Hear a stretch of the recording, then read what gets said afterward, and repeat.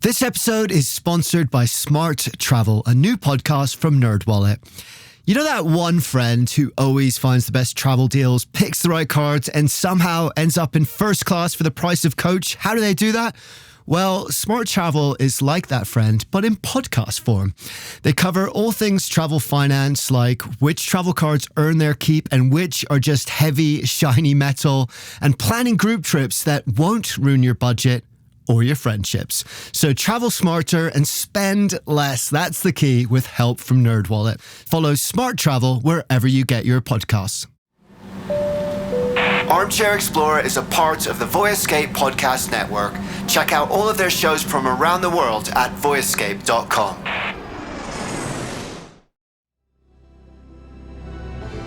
In 2016, I just couldn't believe that humankind had not been to the bottom of 4 of our 5 oceans, and that this was just something that needed to be done.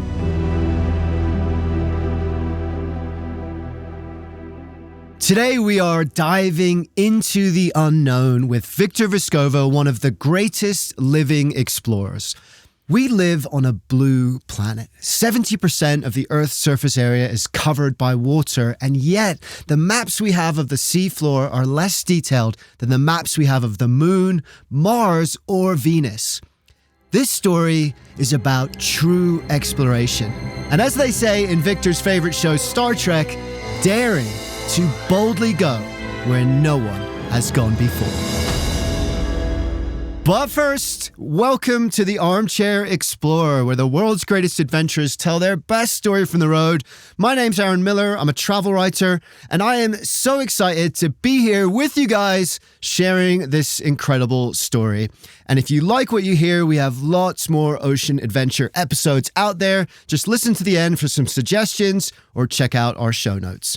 Please also make sure to subscribe to the show, hit that follow button, leave that glowing 5-star review, follow me on social at Armchair Explorer Podcast, or simply tell a friend who you think needs some adventure and escape in their life. It makes a huge difference, so thank you for whatever you can do. Remember, we're also doing something new and really exciting. Every other week between the regular Armchair Explorer episodes, we'll be releasing special documentary-style episodes recorded on location. This is as close as it comes to being there for real. So join us as we travel from the snowy mountains of Colorado to the dark skies of Joshua Tree National Park and beyond. So make sure to check out those as well. All episodes will be labeled on location so you know what you're getting. But for now, let's dive into the deep with Victor Vescovo, a man that Forbes called a walking bucket list of adventure on his boldest quest yet, diving to the deepest point of all 5 oceans on Earth. Are you ready? Let's go. Victor is a legend. In 2017, he became one of the only people in the world to complete the Explorer's Grand Slam, climbing to the highest peak on all 7 continents, including Mount Everest, and skiing to both poles. Since then, he's gone into space, and as we're about to find out, ventured deeper into the ocean abyss than any person in history. In an age of civilization when so much of our globe, our history, and even our personal lives is mapped onto phones and computers, it's easy to forget that there are still a few places on our planet that remain untouched and unexplored. And the wildest of all of them is the ocean deep. Before Victor, no one knew the risks, the dangers, and even the wonders that lay in that dark, unexplored abyss beneath the water's surface. And that unknown for Victor was a beacon, a siren's call of adventure that couldn't be ignored. Because that thirst for the unknown, that embrace of risk, is written into his DNA. I think there's a lot of discussion about what makes certain people have a intense desire to explore. They think that there's a genetic component to it, that there are just some people that have certain dispositions, genetically even, but also upbringing, to seek more novelty, to be maybe a little bit more fearless. and always curious about what's on the other side of that hill. But I absolutely think that it's an essential part of humanity to want to explore. Otherwise, we never would have left the caves or sharpened a spear to take down a mastodon and eat better. I think that there's a certain percentage of the population that has it more than others, but you probably need that percentage to help advance us. Maybe we're the expendable ones. As a young man, Victor was initially drawn to the sky, not the ocean. He became a pilot at just 19 years old, and shortly thereafter started climbing the highest mountains on Earth and trekking to its most distant corners. But as he neared the completion of the Explorer's Grand Slam, his sights migrated downwards to something even more ambitious. In 2016, I just couldn't believe that humankind had not been to the bottom of 4 of our 5 oceans, and that this was just something that needed to be done. And technologically, I thought we really needed, as a species, a craft that could take us to the bottom of the ocean repeatedly, safely, take scientists down and do all that, and open up this incredible window into what is 70% of our planet, of which 80% is still unexplored. So half of the planet Earth is still completely unexplored, and yet all the attention seemed to be directed towards space and not the ocean. So this was my way of having a great adventure, of applying some resources that I didn't think were being properly applied, and develop something technologically that I think we needed. Well, I think the reason that we need to explore the ocean, in particular the deep ocean, is because it's part of our world. It's part of the mechanism that allows us to survive. And just because we can't easily access it doesn't mean it's not important.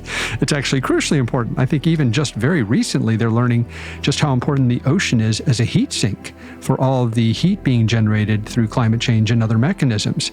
And we can't really predict what will happen or learn about corrective measures unless we understand the mechanism of life on Earth, which, of course, is predominantly governed by the 70% of it that is covered in ocean. There had been only 2 other missions to the deepest point of the ocean. In 1960, Navy Lieutenant Don Walsh piloted a deep-sea vessel to the bottom of the Challenger Deep, the deepest point in the Mariana Trench. And then, in 2012, filmmaker James Cameron repeated that, breaking Don's record by just 10 feet. But neither were able to make subsequent dives. The submersibles they built could only be used once, and as a result, they only reached the deepest point of one ocean. To reach all 5, Victor would need a completely new kind of sub.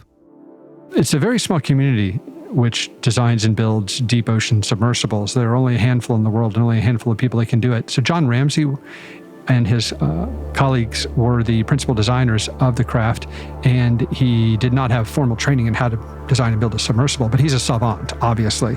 He's a brilliant mechanical engineer, and he was able to put together a design that took some of the lessons from the previous 2 craft that had gone to the bottom of the ocean, and we were able to do what all good explorers and engineers do, which is we stood on the shoulders of the great people that came before us, like those individuals. And we made a submersible that, in this case, unlike Jim Cameron's submersible, instead of having a steel pressure vessel for a single pilot, we used titanium, which allowed for 2 people to be in there. And while it was much, much more expensive, it allowed us to build a larger capsule for people while also being light. Then we also used syntactic foam, which is a material that doesn't compress under extreme loads, but maintains positive buoyancy. And then there were so many other small nerdy details involving electrical systems, hydraulics, all those other things that we just simply used the state of the art that had improved over the last 10 or 15 years to make the most robust vehicle that we could. And we designed it so that we could maintain it and take it down repeatedly in short intervals. The testing was extensive, expensive, and exhausting. Victor's engineering team was taking on what the book described as a Sisyphean task, creating a submersible that could not only make it to the bottom of the ocean once, but at least 5 times. They had no idea if it would even be possible. In their push to assemble a worthy craft, the team painstakingly transported their equipment around the world to various testing chambers and dive sites. They built a simulator in Victor's garage, hit dozens of deadlines and missed dozens of others, argued, despaired, rejoiced, and ground themselves to the bone. And finally, 1,429 days since Victor first had that idea, he climbed inside for his first solo test dive off the coast of the Bahamas. It did not go well. Headsets stopped working, control readouts were wrong, alarms went off, the craft's manipulator arms snapped. During one test dive, a cloud of smoke filled the entire cabin. Not a good feeling when you're trapped thousands of feet underwater. But despite the absolutely terrifying failures of the test dives, the team forged ahead to tackle the first of the 5 deeps and dive to the bottom of the Atlantic Ocean. They're never going to be perfect when you're dealing with prototype high technology. And that was a very, very tense time when we were off the Puerto Rican trench trying to do the very first dive. We still had a lot of things that weren't working well with the submersible. And it got to that point where I was just on the cusp of telling the team, we're just not where we need to be. I need to put everything on ice for 6 months or a year. We need to go back to the drawing board on some of these systems and rework them. And that would have come at enormous cost and extreme difficulty with permitting and the crew of the ship, and just would have caused enormous dislocation. But the sub team, led by Triton and its leader, Patrick Leahy, they said, Victor, give us 36 hours. We think we can fix this. And they did. And so right before that dive, it was a calculated risk. But I said, okay, guys, I checked out the sub personally. I'm comfortable, but the moment anything goes wrong, I'm dropping the weights and I'm coming right back up. And it did take some risk taking, but that's my job.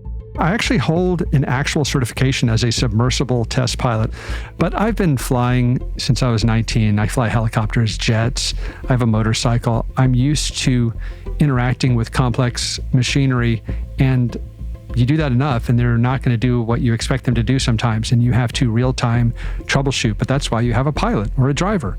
And I find that exhilarating, quite frankly. And I've had in-flight emergencies, and you just go to the training and you solve the problem. And that's what good engineers and good test pilots do. It was a clear, blue sky day. The sea had calmed. The forecast was good. It was now or never. He climbed inside the sub, which he'd named the limiting factor, sealed the door shut behind him, and descended into the inky silence. And we had an almost perfect dive to the bottom of the Atlantic for the first time.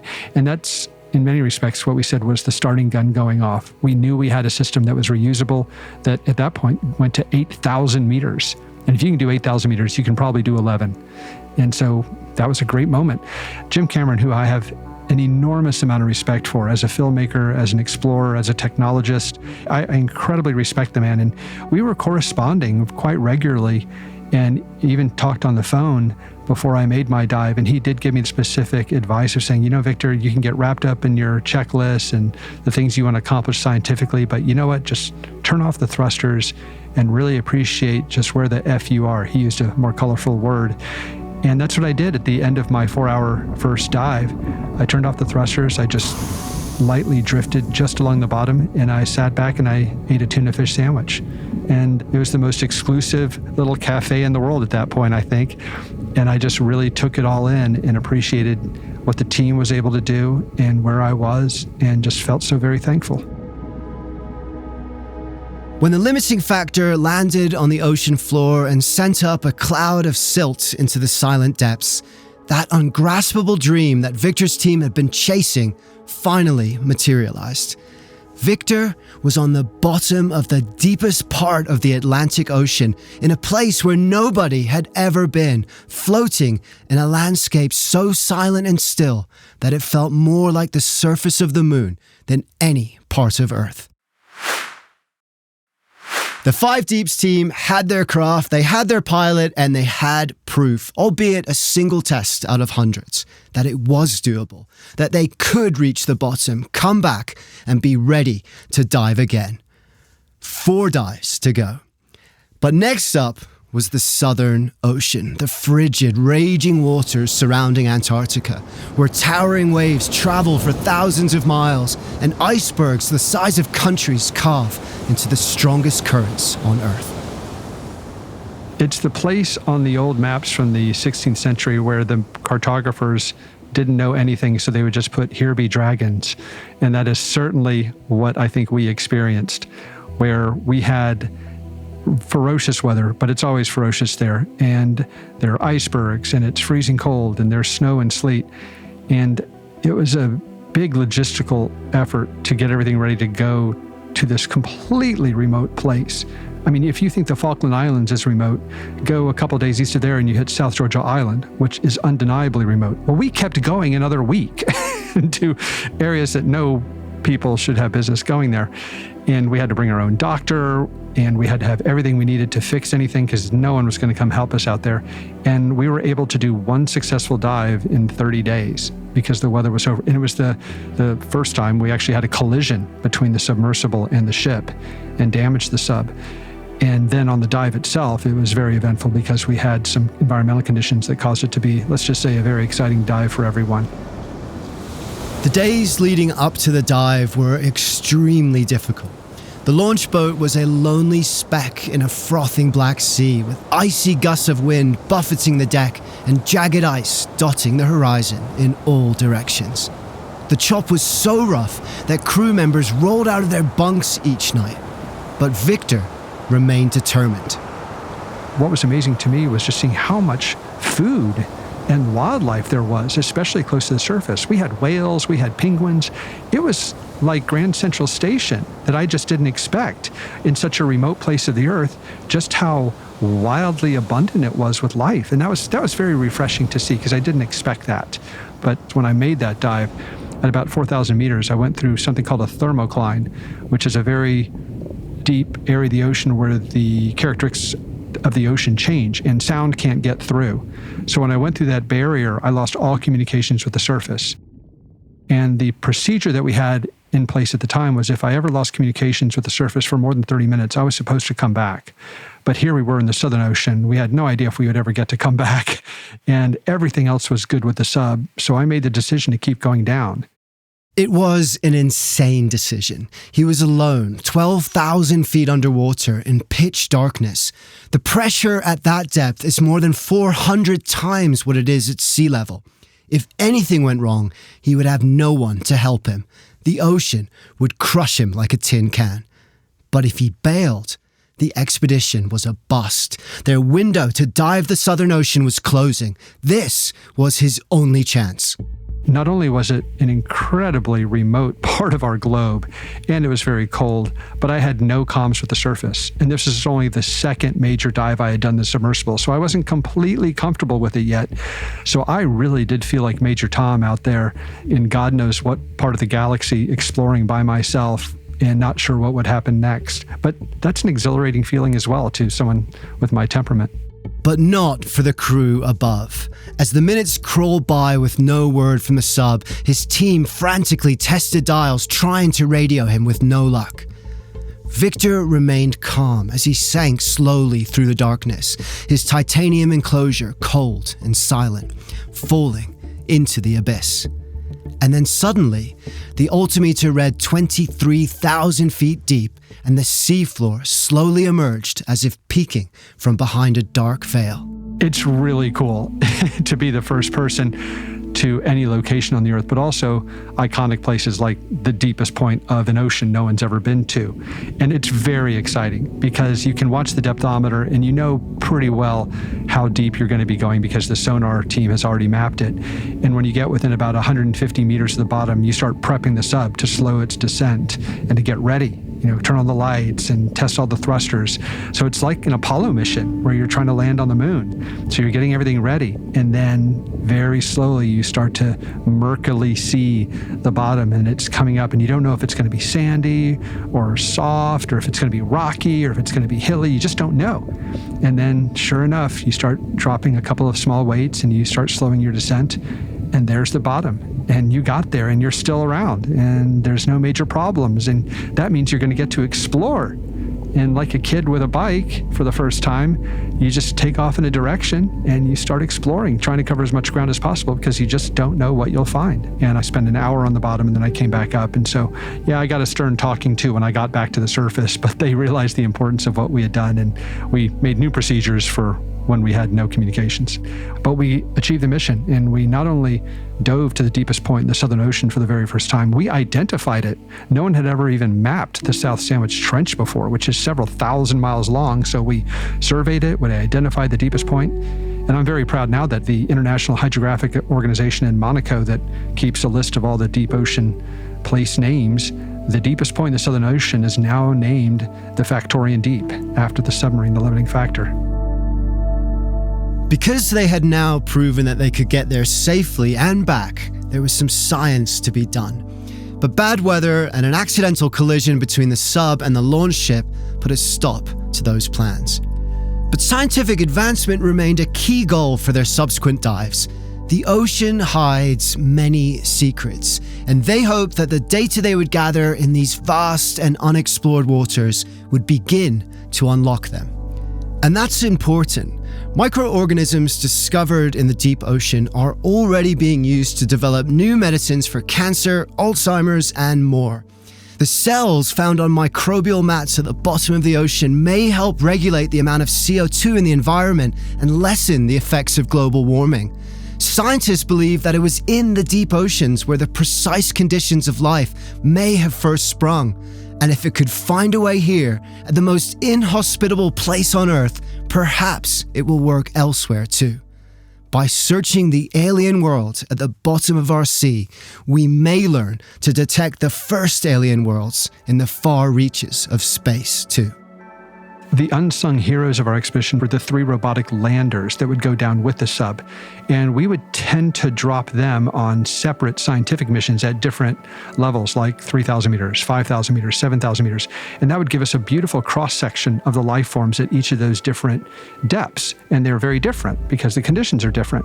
So we saw some amazing fish at 3, 4, 5,000 meters. We would see octopi, we would see even squid sometimes, but just a wide variety of life. And then at the very, very bottom of these trenches, we would see much smaller life because the pressure and conditions are so harsh that large fish can't survive. But those are no less interesting, especially on a scientific basis. It's actually one of my favorite quotes that comes from, I think, the Jurassic Park series, which is, "Life finds a way." And it even amazed me. I would be down 4 hours in the sub to the bottom of some trench, and there would be these tendrils of bacteria and small amphipods living like that was completely normal for them. And I was the alien, but life always finds a way. During his slow descents into the murky depths, witnessing otherworldly landscapes never seen before by human eyes, Victor gained a unique perspective. Through the tiny viewing windows of his sub, he saw the resilience of life. Even here, even in the darkest depths where no human could survive, life finds a way. And ironically, the challenges leading up to their third dive in the Indian Ocean were entirely man-made. What shocked me was just how difficult it was to get permissions from all the various governments all around the world to dive on a pro bono and scientific basis to these trenches. It was a real tragedy that I discovered that countries and their bureaucracies can be very paranoid and do not want to cooperate. And when you're talking about putting someone in a submersible that they don't know much about into what they consider their waters, big barriers can come up. And it's an enormous barrier to scientific exploration that I was stunned by. And it continues to be a very difficult issue, where there are entire sections of the ocean that I have abandoned ever researching because it's so difficult to work with the local governments. And that was surprising, but it's something that hopefully over time people can have a bias towards just saying yes and not a bias towards automatically saying no, which unfortunately seems to be the case oftentimes. But with an approved launching point finally secured, the Five Deeps team proceeded with their third dive, the Java Trench in the Indian Ocean. The dive went smoother than it ever had before, like a ballet, one team member described it. Victor reached the deepest point with ease, and the limiting factor resurfaced with cinematic perfection beneath a flamenco sky. But now it was time to take on the most infamous of the ocean depths, the Challenger Deep in the Mariana Trench, clocking in at an astounding 35,843 feet. If Mount Everest were placed inside, its summit would still be more than a mile under the sea. It was an extraordinary experience diving in the Mariana Trench Challenger Deep for the first time. That's like making it to the Super Bowl. I had already gone down 8,000 plus meters to the Puerto Rican Trench, and so this was about a third deeper, so we were pretty sure the sub could take it, and we had tested the pressure capsule of the submersible at 14,000 meters in the only facility in the world that could test it, which was in St. Petersburg, Russia. But the rest of the submarine had not been tested to that depth. So the batteries, all the interconnections, a lot of things had never been integrated and tested at the same time. So I didn't know if those might fail. Now, I didn't have major concerns for my safety because I knew as long as I was safe in the pressure capsule, I knew the weights would drop and I could get back home. But I certainly didn't want there to be a lot of, let's just call them nasty surprises with things imploding outside my pressure hull and all that kind of thing. And we did not send the submarine down unmanned first. The first dive to the bottom of Challenger Deep was with me in it, solo. And that was an incredibly intense experience. Captain Don Walsh, who was the first person to the bottom of Challenger Deep, he was on the ship with us. And he and I become very good friends. I've actually taken his son down to the bottom of Challenger Deep as well. And so there was an immense amount of pride being with him, where he made history in 1960 and then trying to do it more than once, which would have been a new breaking of a record.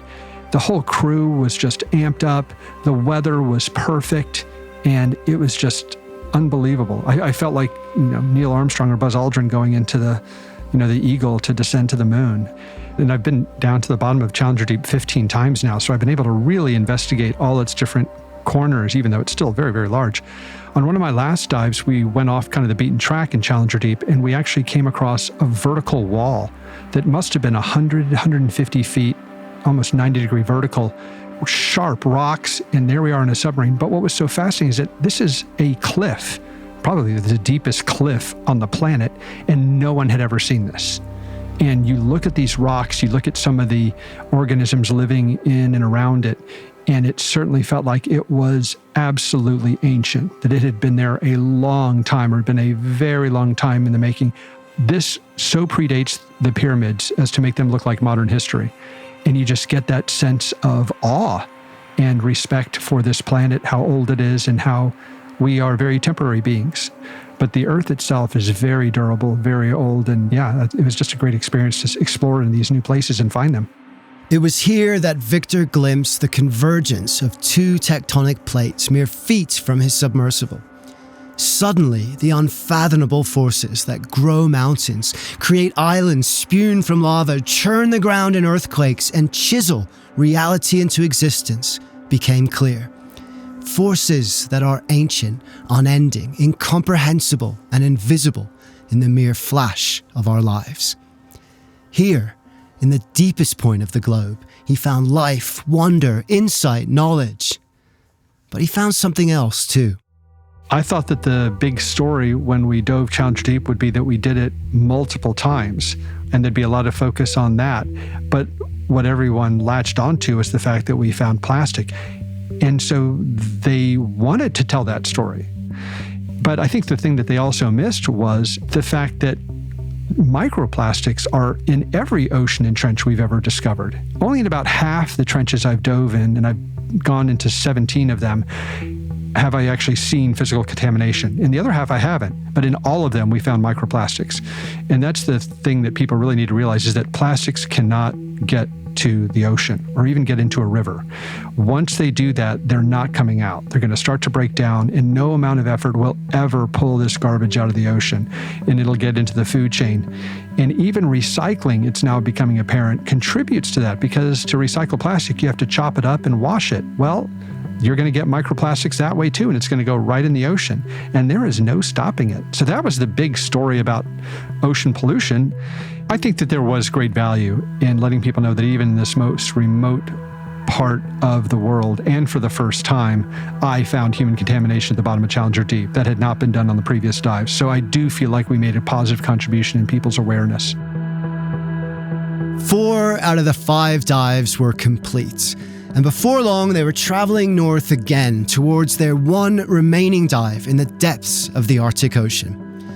Unlike the other 4 oceans, the deepest point in the Arctic is not inside a trench, but rather at the bottom of a large and gaping hole. The morning of their launch, the air was frigid and the sea was choppy, but all systems were a-go, ready for Victor to begin his final landmark descent. One of the great things about the way we structure the 5 deeps, because it was an iterative process, was the last dive was originally supposed to be at Challenger Deep, the big bang at the end. But because of weather, permits, and technology and all that, the Malloy Deep, which was the shallowest of the 5, ended up being the last one. But the benefit to that was that we were pretty darn sure it was going to work. And therefore, we didn't have to focus on the technology. We could focus on the dive and doing stuff scientifically.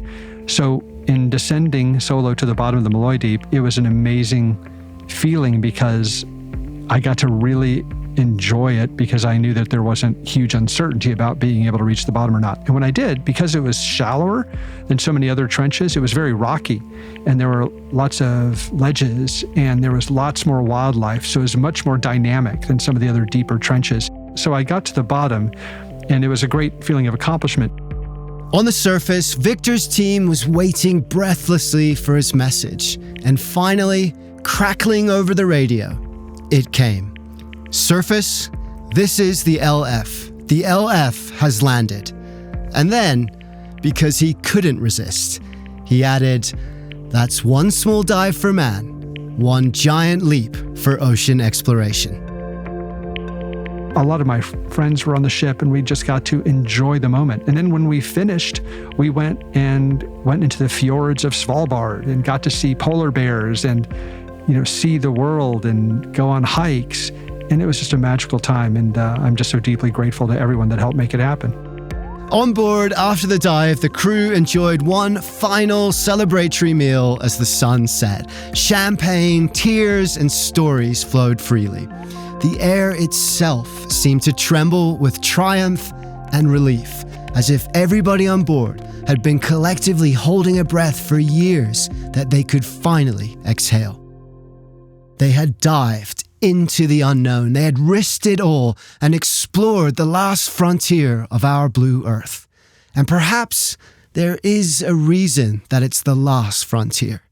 To climb to the highest peaks is admirable and brave, but to dare to descend into the depths, to touch the abyss, is something else altogether. Here, there be dragons. The scientists believe that there are some core things about humanity that makes us not really comfortable exploring the deep ocean. I believe that children are born with 2 innate fears. One is the fear of falling and the other one is drowning. And so therefore, the ocean is dark, it's opaque, it's often cold, it's stormy, it's so obviously powerful. I think there's a natural reticence to want to go into the ocean, quite rightly, because it's a very, very dangerous place. And so I just think that there are some psychological factors. The fact that you just can't see very far when you're in the deep ocean. In fact, the deepest part of the ocean is called the Hadal Zone, 6,000 meters or lower. And that comes from the Greek word Hades, which means hell. We even named the deepest part of the ocean after hell itself. We did have a tradition whenever we dove the Challenger Deep in the Mariana Trench, we would sometimes on a maintenance day, we'd dive off the side of the ship into what is the deepest swimming pool on the planet. And just knowing that there's 11,000 meters below us is kind of intimidating, but fun. The mere fact that you could be floating on the surface of the water with the Mariana Trench below you, just the concept of that depth of water below you and everything, all the monsters in it, gives people concerns. And yet, we probably came from the ocean, our species and our development. So much of the planet biomass is actually in the ocean. More of it is in the ocean than on land. Josh Young, the author of Expedition Deep Ocean, opened the book with a quote. "Knowledge of the oceans is more than a matter of curiosity. Our very survival may depend on it." And that is what true exploration is all about. There's been criticism that, I'm just some rich guy that's going on some joy rides to the bottom of the ocean and just trying to break records. And yeah, it's nice to be recognized, and I certainly have had an extraordinary experience doing that. But that doesn't mean it's exclusive to the other objectives, which were to make technological progress, to make major scientific advances, to map almost a full percentage point of the Earth's oceans, which we still haven't quite done yet. So that doesn't mean that what people like me do is bad. If you didn't have ego or pride in what you do, you wouldn't get out of bed in the morning. What about all the old explorers like, a Lindbergh or an Amundsen? Amundsen's one of my favorites, that did these extraordinary explorations. They certainly had ego and they wanted to be the first or do this and that, but that's what propels us, for goodness sakes. That's what propels all of us. And I think it can be harnessed in a very positive way, which is, I think, what we did here. My favorite explorer is Amundsen, who ran his expeditions so methodically with so much preparation. And that's how I modeled my own expeditions, based on his processes.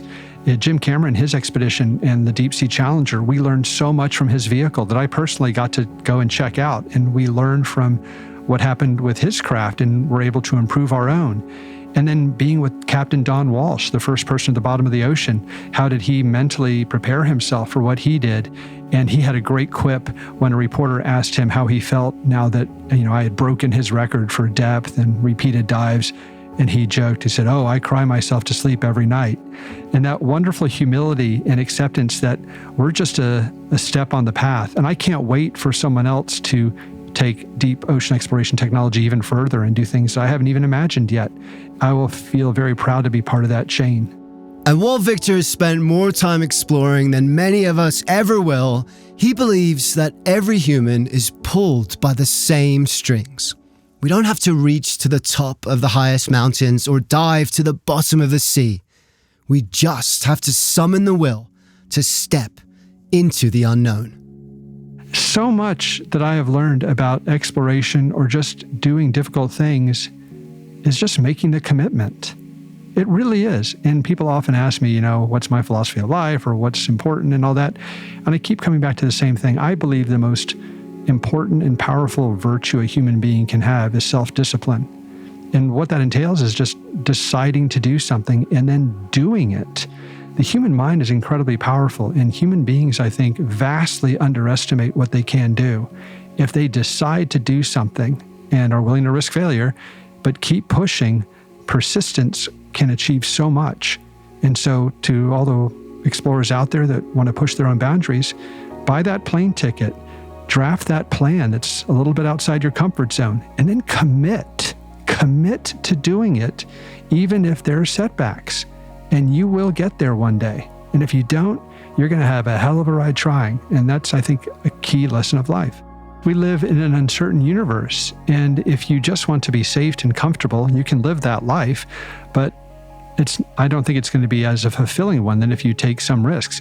At the end of the day, if something doesn't violate the laws of physics, it is achievable. It's simply a matter of resources and execution. And I firmly believe that, and the 5 Deeps expedition and the submersible we built helped prove that. Doesn't mean it's easy, but it can get done. And it will involve failure. And so many people are terrified of failing that they don't even try. But I think that's one of the greatest things that people don't talk about. The American culture is how embracing we are of failure. It's actually a badge of honor in many circles, and it's just an opportunity to learn more, where in many cultures, failure is a stigma. And I think that's why we continue to advance and are on the leading edge of so many advancements in humanity's technological progress. In 2019, Guinness World Records named Victor as the person who had traveled the greatest vertical distance without leaving the planet. But, not being one to sit back and rest on his laurels, he then began to wonder, what if I did leave the planet? And that's how, in June 2022, Victor, who had secured a spot on Jeff Bezos' Blue Origin NS-21 rocket, became the first person to personally visit Earth's highest points, lowest points, and the thermosphere. The 3 most intense experiences I've probably ever had have been going to the very bottom of the ocean, going into space, but also climbing Mount Everest. And all 3 are remarkably different, but no less fascinating each in their own way. Going into space, of course, is just incredible in terms of its rapidity. I mean, it was a 15-minute trip, but you're on a rocket going at Mach 3 vertically, and then you're seeing the expanse of the Earth. You're seeing the thin line of the atmosphere. You're floating in 0G, and before you know it, parachutes are opening and you're slamming back into the ground. It was just a roller coaster ride, just incredibly fulfilling and amazing. Climbing Mount Everest is dangerous. and violent and just a mental and physical beatdown. It is you and the planet really trying to harm you, and getting through that, but still seeing that view is also extraordinary, but very different, very physical.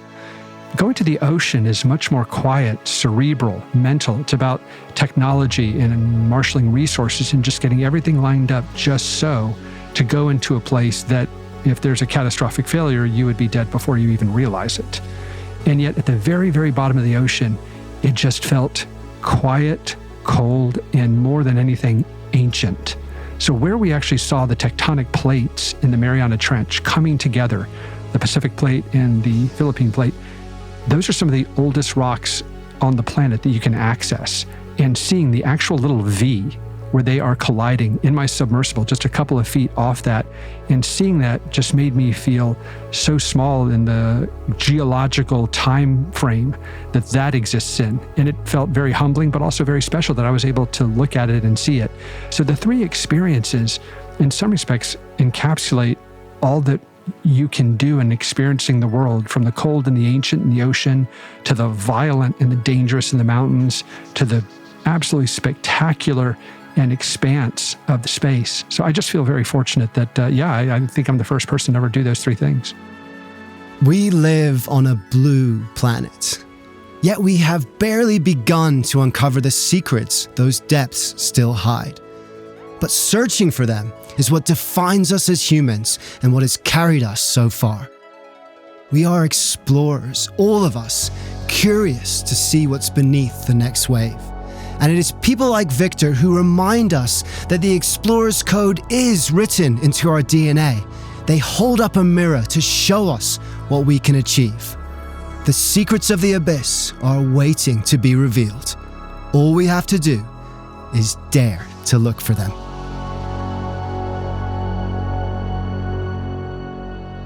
Thanks so much, Victor. Thank you for sharing your time and your amazing story with us, and for letting us ride alongside you to the tops of the tallest mountains, through the stratosphere, and down into the ocean depths where no person has gone before.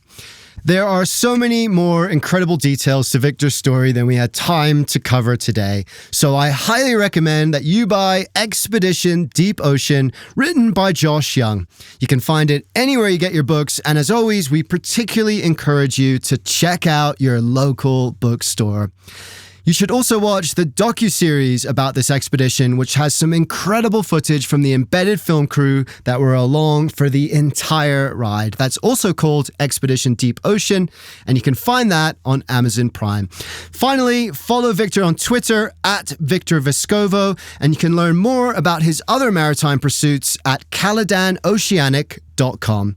And if you're interested in checking out other ocean-themed episodes, we have some great ones for you. One of my favorites, actually, is one of the first I ever did with my friend, travel writer James Stewart, about cage diving with great white sharks on the ocean floor. It's called the Everest of cage diving. It's absolutely epic. We've also been surfing around the world with Captain Liz Clark. We went and visited the Titanic, and we interviewed underwater photographer Pierre Nerandara about diving one of the most unique marine events in the world, South Africa's Sardine Run. It's on my bucket list, so do go and check those out.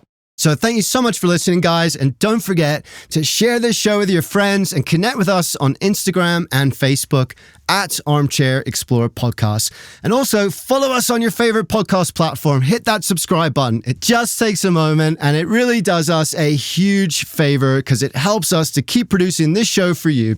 Thank you for whatever you can do, and don't forget to stay tuned for our new on-location documentary episodes that will be dropping every other week.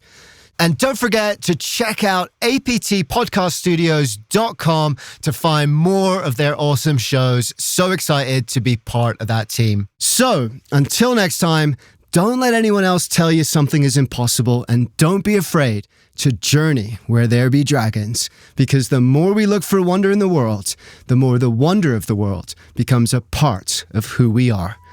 Dare to be truly alive. This podcast was produced by Armchair Productions, the audio experts for the travel industry. Armchair Explorer is a part of APT Podcast Studios. Jenny Allison wrote and co-produced the show along with me, and Charles Tyree did the audio editing and sound design. I'm Aaron Miller. Thanks for listening. I'll see you next time.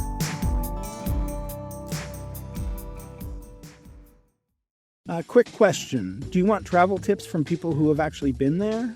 Our show is co-hosted by Tim Johnson, an award-winning travel journalist who's been to more than 145 countries around the world.